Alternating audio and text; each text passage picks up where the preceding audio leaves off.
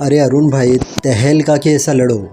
अब सीन ये होता है कि आप आते हो, आप ऐसे करते हो और उसके बाद आप पीछे चले जाते हो। अभिषेक को ये लगता है कि आप ठसते हो, अभिषेक को ये लगता है कि आप उससे डरते हो और वो बहुत ज़्यादा आपके सामने आता है। तो आपको तहलका के ऐसा एकदम सामने सामने आना पड़ेगा। वो पूरा प्लानिंग प्लॉटिंग करके आया है अभिषेक।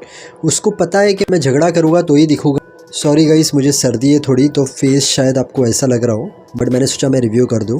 ये बिग बॉस OTT 2 था, उसमें जो अभिषेक था, एल्विस था, वैसे लोग यहाँ पर होने चाहिए थे जैसा ये अभिषेक कुमार कर रहा है। मतलब ऐसे आ रहा है, लड़ रहा है, तो उसके सामने है ना वैसे लोग चाहिए। तहलका जाता है, अब अरुण ने क्या किया, तहलका को ऐसे खींच लिया एकदम ज़ोर से।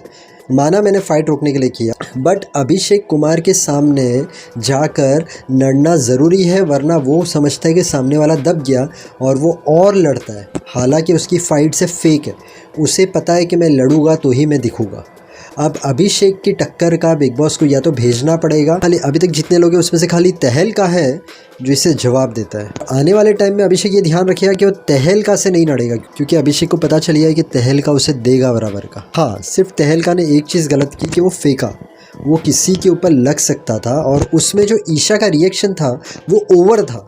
ईशा सही थी कि आप फेंक नहीं सकते हो, पर एक बोलने का तरीका रहता है कि आप फेंक नहीं सकते हो, पर वो जिस तरीके से ओवर कर रही थी, क्लियर दिख रहा था कि मुझे मौका मिल गया दिखने का और मैं ज़ोर से करूँ चीज़ें ताकि मैं भी दिखूँ। अब अभिषेक देखो, सबसे पहले उसने ट्राई की मुनावर के साथ। मुनावर उसका दोस्त। अभिषेक और मुनावर उस दिन विकी की मिमिक्री कर रहे थे और उसके बाद अंकिता ने झगड़े के अंदर अभिषेक का साइड लिया था। और आज अभिषेक ने क्या किया, मुनावर के साथ भी झगड़ा किया, अंकिता के सामने भी बोला।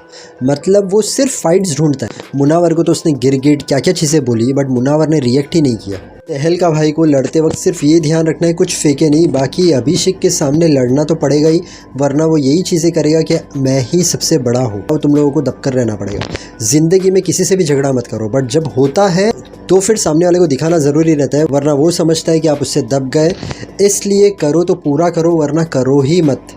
सबसे पहली बात तो झगड़ा बहुत बुरी चीज़ है, ये तो मैं बिग बॉस की बात कर रहा हूँ। रियल लाइफ में अनलेस एंड अनटिल आपको ऐसा लगेगा कि सामने वाला कुछ ओवर ही कर रहा है, सिर्फ तब आपको आपका रूप दिखाना पड़ता है। वरना हर कोई मेहनत कर रहा है, काम करने में ध्यान दो, कैरियर बनाने में ध्यान दो, माँ बाप को खुश रखो, पर झगड़ा अपनी तरफ से ट्राई करो, नहीं करो। बहुत जब तक लिमिट क्रॉस ना हो जाए कि आपके पास झगड़े के अलावा कोई रास्ता ही ना बचे, then you can go for it, otherwise no. Abhishek real life में ऐसा थोड़ी होगा। रियल लाइफ में अच्छा होगा, 2-2 सेकंड में किसी से झगड़ा नहीं करता होगा, तो उसे भी हम एकदम गलत नहीं ले सकते।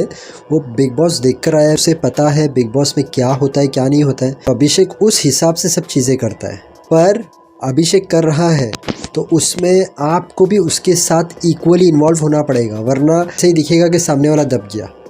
तो तहलका, अरुण को तहलका को फॉलो करना पड़ेगा, अपने आप पर कंट्रोल रख कर के हाथ नहीं उठे, क्योंकि अभिषेक क्या करता है, पीछे हाथ डाल देता है। अभी पीछे हाथ डालो और जाओ ना ऐसे लड़ने के लिए, यही बिग बॉस गेम है।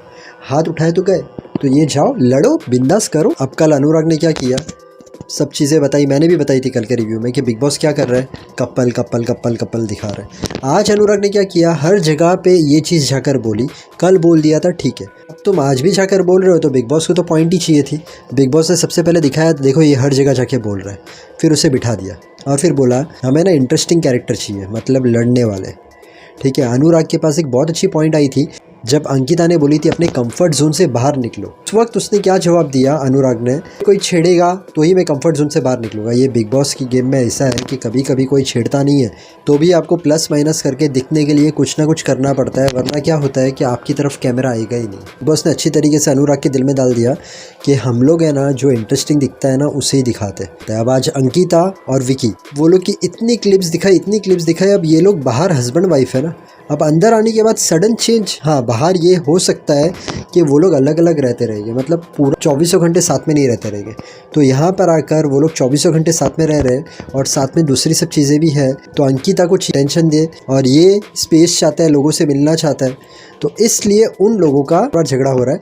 पर हमें बार बार यही चीज़ दिखाई जा रही है और इससे क्या हो रहा है, ऐसा लग रहा है कि हम टीवी सीरियल देख रहे हैं। अब ये चीज़ को बिग बॉस हटा दो, उसकी जगह पे कुछ कॉमेडी, दूसरी चीज़ें, ये सब चीज़ें दिखाओ। तो अलग अलग लोग कुछ ना कुछ तो इंटरेस्टिंग करते हो गए, तो वो चीज़ भी दिखाओ प्लीज़। नील और ऐश्वर्या नॉर्मली नहीं दिखते, और नील जो है उसने एक बार ताव में आके चिल्ला के बोल दिया। अब उस वक्त अगर और कोई भी भड़क जाता, अच्छा है सबने नील की रिस्पेक्ट रखी। तो आज ये छोटा सा रिव्यू था। इसके साथ मैं यही चीज़ बोलूँगा, मेहनत करते रहना, ऊपर वाले पर विश्वास रखना। अगर आपका कोई काम नहीं हो रहा है, सब्र पेशेंस, काम हो जाएगा। फेल होने से डरना मत, उसमें से कुछ सीखना। हर इंसान जो दिल से मेहनत करता है, माँ बाप को खुश रखता है, सबसे अच्छी तरीके से रहता है, उसे कामयाबी ज़रूर मिलती है। पूरे दिन में ट्राई करो 6 से 8 ग्लास पानी पीने की। इसके अलावा थोड़ा वॉकिंग, थोड़ा जॉगिंग, थोड़ी एक्सरसाइज कर लो, इससे आपकी हेल्थ अच्छी रहेगी। वीडियो अच्छा लगे तो मेरे दूसरे वीडियोस देखना, बहुत सारे वीडियोस हैं, horror stories, mystery story, Shahrukh Khan, Salman Khan. अगर बाकी वीडियोस भी पसंद आते हैं तो चैनल को सब्सक्राइब करना, वीडियो को लाइक करना। Thank you so much. God bless and wish you a very happy life.